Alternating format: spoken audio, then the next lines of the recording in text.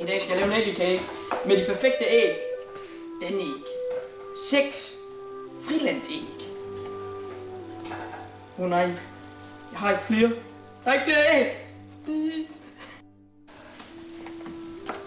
Nu skal jeg ud på marken efter flere æg.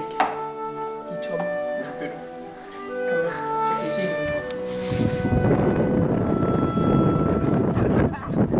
Og vi har fået æg.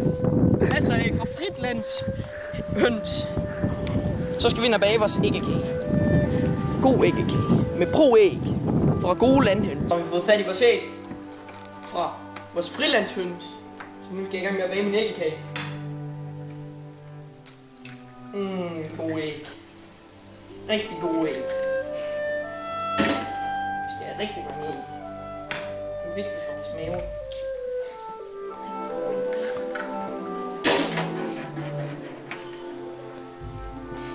Nu er jeg færdig med min æggekage. Med denne ægs frilandsæg. Det er de bedste æg. Køb dem.